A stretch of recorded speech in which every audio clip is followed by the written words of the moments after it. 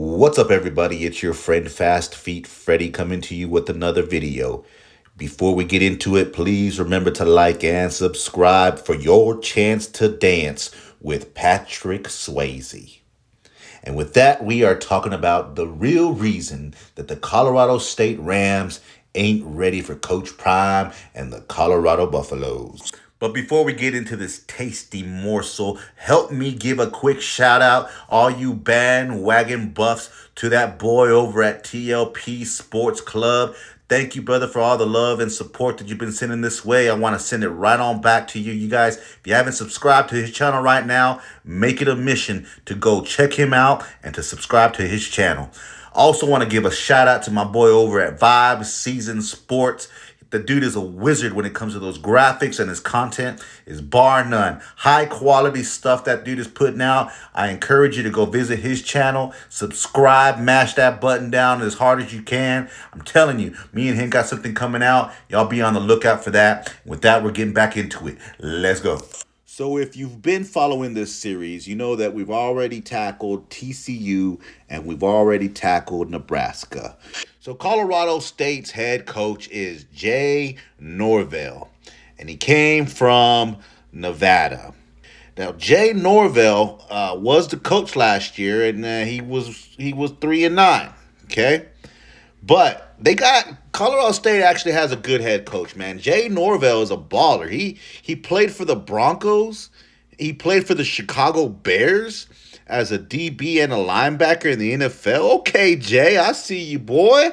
You know what I'm saying? He has a long resume, man. He was Arizona State's wide receiver coach. He was Texas's wide receiver coach. He's Oklahoma's offensive coordinator and wide receiver coach, UCLA's offensive coordinator and QB coach.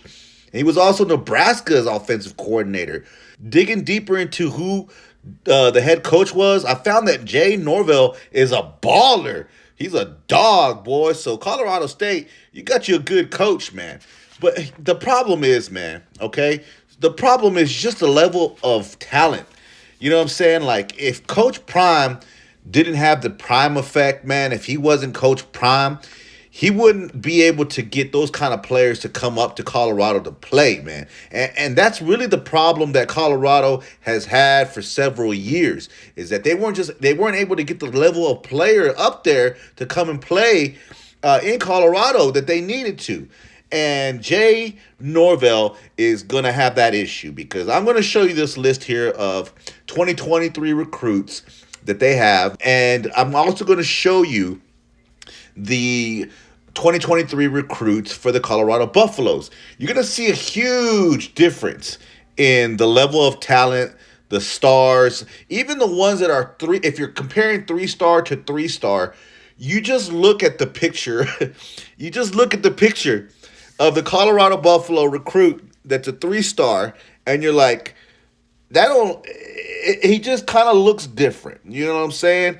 But also, Rams Nation, when you got old Jet Vincent here, look look at this boy, man. When you got old Jet Vincent here, man, it makes it hard for me to take your roster seriously, man. Just being honest. And I don't know, maybe it's because we're so familiar with these faces, or maybe it's because people have just talked about them so much. But you got to remember, if you got Savell Smalls going up against a Colorado State offensive line, you've got to expect there to be some chaos on that front line, because Savell Smalls, they don't have anybody that can block Savell Smalls on the Colorado State offensive line. I'm just being honest with you, man.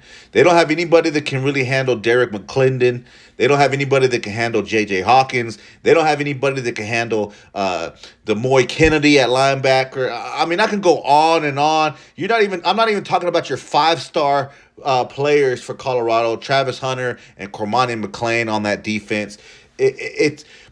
Watch it, Colorado State, man, and I'm doing this. I want to show you the most respect, because you're out of the state of Colorado. I want to show you the most respect possible.